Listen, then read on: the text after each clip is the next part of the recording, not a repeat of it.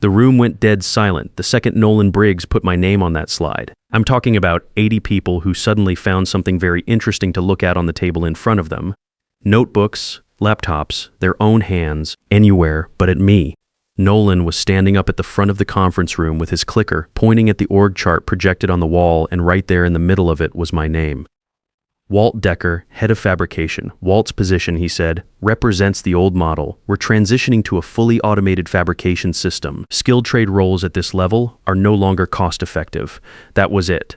One sentence, 28 years at Harwick Fabrication Works, and that was the whole summary. I sat there and didn't say a word, not because I was too stunned to speak. I'd actually seen this coming for about a week, which is a different feeling entirely. It's not shock, it's more like watching a slow-moving truck roll towards something and knowing exactly when the impact is going to happen. Here's what tipped me off. Pete Garland, one of my guys, had pulled me aside about 8 days before that meeting. Pete had been with me 7 years, good fabricator, the kind of guy who pays attention to things. He told me there were outside consultants walking the floor after hours, taking measurements, photographing the equipment layout. Said Nolan had been asking around about which processes could be run without a senior tradesman supervising. Said the questions were specific enough to make Pete uncomfortable. I didn't need a memo after that. I knew exactly what was being planned. So the night after Pete told me, I went into the archive room and I pulled everything I'd created over 28 years. Not the company's design files, my calibration notes, my handwritten tolerance sheets, the client-specific adjustment records I'd built up over decades of doing this work. These were not things I'd been asked to put into any system. They lived on paper in my handwriting and in my head. I took them home and locked them in the safe in my garage, right next to my original employment contract, the one signed by Earl Harwick himself back in 1997. I want to be clear about something. I was not stealing anything. Those notes were mine. The techniques behind them were mine. I just made sure they stayed that way. So when Nolan said what he said at that meeting, I already had what I needed. I let him finish. I sat through the whole presentation. I watched my colleagues study their shoes, and when it was over, I walked back to my shop. My name is Walt Decker. I'm 54 years old. And until that morning, I'd spent 28 years building something real at Harwick Fabrication Works in Pittsburgh. I started there at 26, hired directly by Earl Harwick off a referral from a guy I'd worked with on a job site. Earl was old school in the best way. He believed that if you paid attention and worked hard, the shop would teach you everything you needed to know. And it did. I came in as a floor hand on second shift, and over the years, I learned every machine, every process, every client relationship the place had. I trained somewhere around 40 guys over that time, most of whom are now working in shops all over Western Pennsylvania. Harwick built custom industrial fabrications. Steel frames, precision machine components, specialized tooling for contractors who needed something that didn't exist off a shelf. Our clients were construction firms, energy companies, city infrastructure departments. The kind of clients who called back year after year because the work was right every time. Earl died 12 years ago. His son Dale took over as chairman, but honestly, Dale had never been all that involved in the operation. He was mostly focused on properties he owned down in Florida. The real day-to-day authority sat with Stuart Payne, our CEO, who'd been running things for about 9 years. Stuart was a numbers guy, not a fabrication guy, but he was reasonable. We'd had a decent working relationship. Then Nolan Briggs showed up 6 months before that meeting. Nolan was 35, MBA from a school he mentioned in most conversations, and he came in as VP of operations. He had a track record at 3 previous companies, all of them described as successful modernizations. I looked into those companies after he arrived. 2 of them had filed for bankruptcy within 3 years of Nolan leaving. The third had been acquired at a steep discount after losing most of its key accounts. I mentioned this to Stuart once. Stuart said the situations were different. That was the end of that conversation. Look, I'm not going to pretend I was surprised by any of this. I'd seen what Nolan was doing from the day he arrived. He walked the floor with a tablet and made notes. He sat in on client calls and asked questions about whether the work could be standardized. He brought in equipment vendors and had them demo automated systems in the parking lot. He never asked anyone on the floor what they thought. He'd already decided. What he hadn't done was read my employment contract. After the meeting, I was back at my bench for maybe 20 minutes before Sandy Coburn appeared in the doorway. Sandy was Nolan's assistant, early 20s, efficient, and completely aligned with whatever direction the wind was blowing. She said Nolan needed the keys to the archive room. Everything was being digitized by end of week. I handed them over without a word. By that point, the archive had already given me everything I needed. The week after the board meeting, I kept my phone on the workbench at Hank's shop and ignored most of it. Stuart called twice. Dale called once. I let all three go to voicemail. They had nothing to offer me that I hadn't already turned down in that conference room. And I wasn't going to spend my evenings rehashing it. I had parts to fabricate and a deadline to hit. The first real job out of Decker Precision was a set of custom mounting brackets for a water treatment facility upgrade outside of Allegheny County. Not glamorous work. But the project manager had worked with me on 3 previous jobs at Harwick and called me directly when he heard I'd gone independent. He said he'd been holding the order for 2 weeks waiting to see what I was going to do. I told him I'd have the specs reviewed by Friday and parts delivered in 3 weeks. He said, "That's all I needed to hear. That's how most of it went, honestly. Not dramatic. Just people who knew what they were getting when they called my name and who were relieved to hear I was still in the business." Pete started about 3 weeks after Decker Precision opened. I'll be honest, I went back and forth on it. Pete is a good fabricator, one of the best I've trained. But he sat in that room and said nothing while Nolan read my name off a slide like I was surplus inventory. That sticks with a man. What I finally decided was this. I've been on a shop floor long enough to know that people make bad calls when they're scared and don't see a way out. Pete had a mortgage and a kid in middle school. Nolan had made it clear that anyone who pushed back was next. That's not an excuse, but it's a reason, and there's a difference. When Pete came to me, he didn't make a speech about it. He just said, "I should have said something, I didn't. I'm sorry." I nodded and told him what his hours would be and what I expected. That was the end of it. He's been on time every day since. Does the work right the first time, doesn't need to be told twice. That's all I ever asked of anyone. About a month in, Diane called from Harwick. She wasn't calling officially. She made that clear right away. She was calling because she'd been there 19 years, and she wanted me to know what was happening. The short version, Nolan was gone, but the damage wasn't contained. 3 of the 8 clients who hadn't followed me to Decker Precision had put their accounts on hold pending a quality review. The city contract was officially awarded to another shop, not mine, a larger outfit from Cranberry Township who had the infrastructure to handle the volume. Harwick had submitted a revised bid and lost on reputation grounds, not price. Stewart had brought in an outside operations consultant to assess the fabrication floor. The consultant's preliminary finding, according to Diane, was that the automated system Nolan had installed was functional but required skilled oversight to produce work at the tolerance levels Harwick's contracts demanded. In other words, you still need people who know what they're doing. You just spent $8 million to learn that. I didn't say that to Diane, I just listened. Before she hung up, she said, "For what it's worth, Roy never liked any of this. He told Stewart privately after your first meeting that the contract clauses were going to be a problem. Stewart decided to proceed anyway. I said I appreciated her telling me. Here's the thing about that. I wasn't surprised. Stewart isn't a bad man. He's a man who trusted the wrong person's projections and didn't ask enough hard questions until the invoices started coming back rejected. That happens. The difference between Stewart and me is that I've spent 28 years on a floor where a bad call doesn't show up on a spreadsheet. It shows up as a cracked weld or a misfitted component on a job site. You learn to ask the hard questions before you commit, not after. The arrangement I'd negotiated with the board, where Decker Precision would take on select Harwick projects requiring precision work beyond the automated system's capability, came through about 6 weeks after the board meeting. Roy drafted the agreement. It was clean and straightforward. I reviewed it myself before signing, same as I review every document that comes across my bench. The first joint project was a replacement component for a compressor assembly at a natural gas facility in Washington County. Harwick had the client relationship and the logistics. I had the fabrication specs and the expertise to execute them correctly. We split the contract value at terms I was satisfied with. The facility manager shook my hand when the parts were delivered and installed without a single fit issue. He said, "Heard you went out on your own. Good for you." I told him I was just doing the same work I'd always done in a different building. He laughed at that.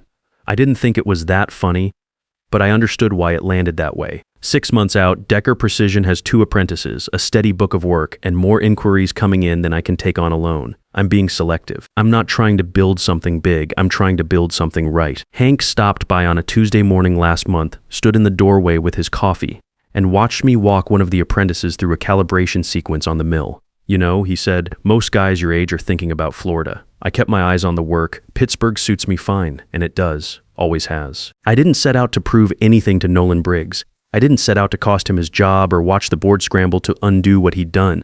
That's not what any of this was about. What it was about, the only thing it was ever about, was doing the work correctly and making sure the knowledge doesn't disappear when one man decides your experience has an expiration date. It doesn't.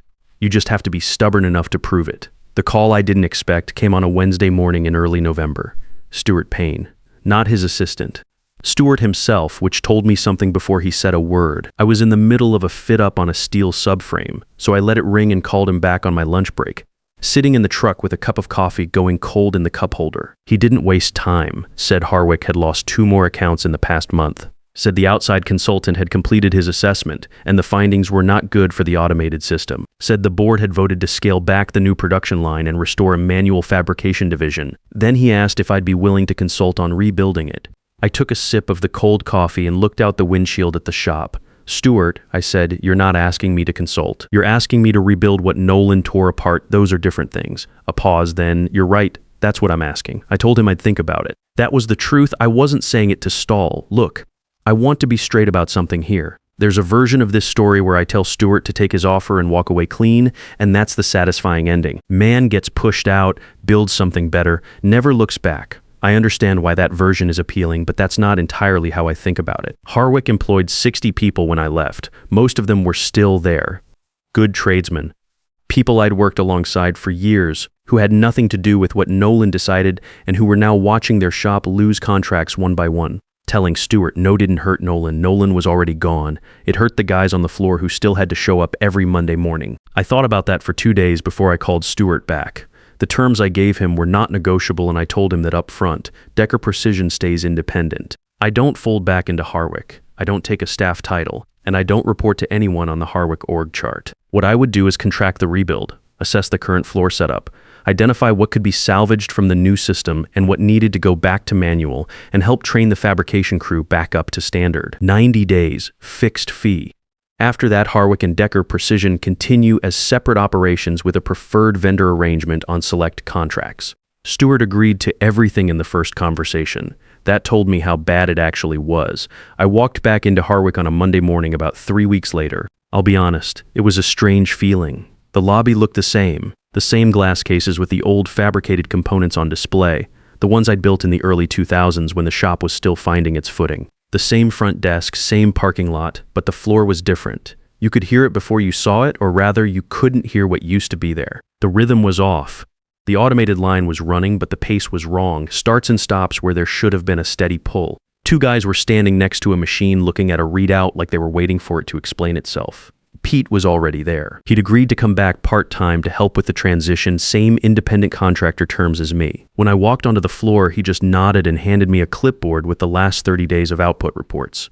I spent the first week just walking the floor, pulling sample parts, checking tolerances, talking to the crew, not directing anything yet, just understanding what I was actually dealing with. What I found was this: the automated system wasn't entirely wrong. For certain standard runs, repetitive cuts, consistent material, tight volume, it performed adequately. Nolan hadn't been completely off base about that part. His mistake was applying that same logic to every job on the floor, including the precision custom work that required a different approach entirely. So I wasn't there to rip everything out. I was there to draw a clear line between what the machine could handle and what it couldn't, and make sure nobody crossed that line in the wrong direction again. I ran into Dale Whitfield in the hallway on my 3rd day back. He stopped when he saw me, and for a moment I thought he was going to say something significant, an apology maybe, or at least an acknowledgement of what had happened. Dale had been there when Nolan made his announcement. He hadn't said anything then either. What he said was, "Good to have you back in the building, Walt." I said, "I'm not back, I'm working a contract." He nodded like those were the same thing and moved on down the hall. I don't say that to be harsh about Dale. He's a man who inherited something he didn't fully understand and has been trying to hold on to it ever since. That's a hard position, but there's a difference between being in a hard position and making the right calls, and Dale has spent a long time confusing one for the other. Some people learn from that, some don't. I stopped trying to figure out which kind Dale was about 15 years ago. By the end of the 90 days, the Harwick floor was running cleaner than it had in over a year. Not perfect, rebuilding takes longer than breaking, but the rejection rate was down. The crew understood what the automated line was and wasn't for, and 2 of the 3 accounts that had been on hold had reactivated. Stewart shook my hand on the last day of the contract and said he appreciated the work. I told him I'd send the final invoice by end of week. That was the right ending to that chapter. Professional, clean, no loose ends. I drove back to my own shop, walked in the door, and one of the apprentices had a fit question on a current job that needed answering. So I answered it and got back to work. That's the thing about this trade. The work doesn't stop to let you feel good about yourself for very long. There's always another job waiting, another tolerance to hit, another client who needs it right and needs it on time. I've always been fine with that. About 8 months after Decker Precision opened, I got a letter in the mail. Not an email, an actual letter handwritten on personal stationery. The return address was a neighborhood in Fox Chapel. I recognized: old money, quiet streets, the kind of place where people have lived in the same house for 40 years. It was from Earl Harwick's wife, Gloria. Earl had been gone for over a decade, but Gloria was still sharp, still paying attention. Someone, she didn't say who, had told her what happened at the company her husband built, what Nolan had done, what I had done after. The letter was short. 3 paragraphs. The part that stayed with me was near the end. She wrote that Earl used to say the most dangerous man in any shop wasn't the one who made mistakes. It was the one who didn't know enough to recognize them. She said she thought I'd understand what he meant by that. I did. I folded the letter and put it in the top drawer of my workbench, still there. I want to talk about Roy Alderman for a minute, because I think his role in all of this gets glossed over, and it shouldn't. Roy had been Harwick's legal counsel for 22 years. He knew that contract as well as I did, probably better. When Nolan started dismantling the fabrication division, Roy would have reviewed the severance documentation. He would have seen Section 12 and Section 14. He knew what those clauses meant, and he stayed quiet.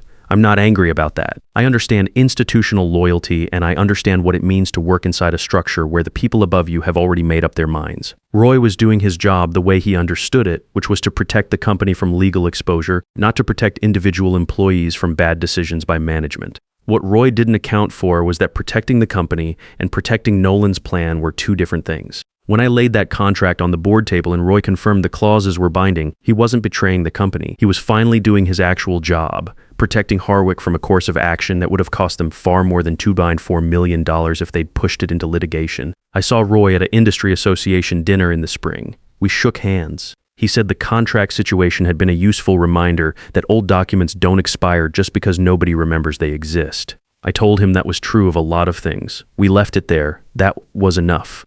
The 2 apprentices I mentioned, their names are Gary and Lorraine. Gary is 24, came to me from a vocational program at a community college in Beaver County. Good hands, impatient, which is the right problem to have at 24. Impatience you can work with, carelessness you can't. Gary is not careless.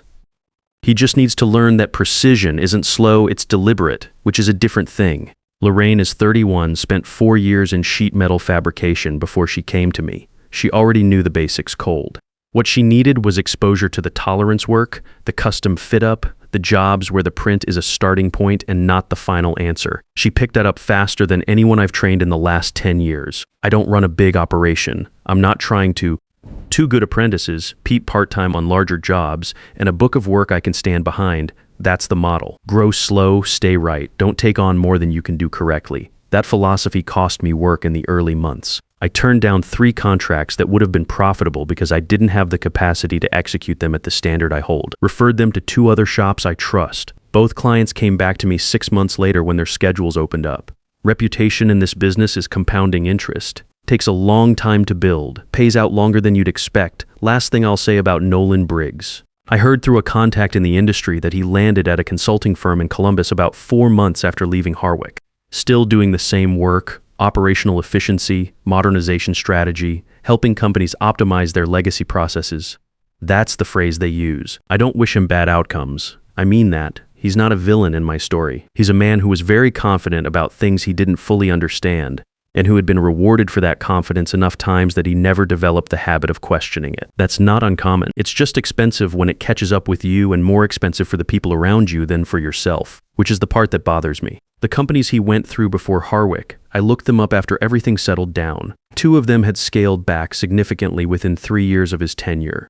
1 had restructured. None of them were doing better work. They were doing cheaper work and calling it progress. That's a pattern. And patterns don't lie, even when presentations do. If you've made it this far, I'm guessing some part of this story landed close to home. Maybe you've been the guy in that room, the one with 20 or 30 years behind him, watching someone younger point at your name on a slide and explain why the math no longer works in your favor. Maybe you've already been through it. Maybe you can see it coming. Here's what I know. Experience doesn't expire. It gets dismissed, overlooked, and underpriced, but it doesn't expire. The work you've spent decades learning how to do right is worth exactly what it was always worth. The only thing that changed is who's doing the accounting. You don't have to go quietly. You don't have to fight loud either. What you have to do is know what you're worth, protect what's yours, and be ready when the moment comes, because it comes, it always comes. If this story meant something to you, hit the like button and subscribe. Leave a comment below and tell me about a time someone underestimated what you brought to the table. I rate every one. Because you're not the only one who's been in that room, and the story doesn't have to end the way they planned it.